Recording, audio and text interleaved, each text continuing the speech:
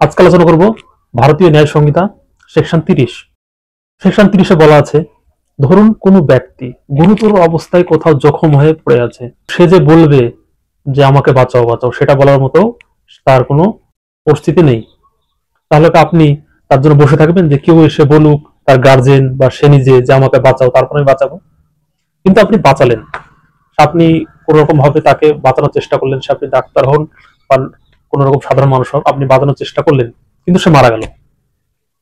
এবার তাহলে কি আপনার সাজা হবে যে না, আপনাকে তো কেউ বলেনি বাঁচানোর জন্য, আপনি কেন বাঁচতে গেলেন, আপনি বাঁচাতে গেলেন বলে মারা গেল?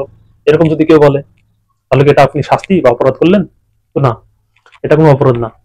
কোনো গুরুতর ব্যক্তি জখম হয়ে আছে, সে সম্মতি দেওয়ার মতো কন্ডিশনে নেই, বা তার যে পরিবারের কেউ সম্মতি দিবে যে একে বাঁচান, সেরকম কন্ডিশনে নেই, তাহলে আপনি তাকে বাঁচানোর চেষ্টা করলেন, কিন্তু সে যদি মারা যায়, তাহলে আপনি সেটা কোনো অপরাধ করছেন না।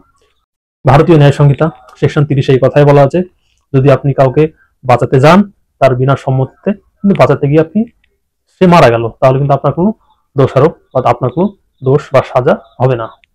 ভারতীয় আইন সুন্দরভাবে জানতে হলে এই চ্যানেলের সঙ্গে থাকুন এবং লাইক শেয়ার ফলো করে রাখুন।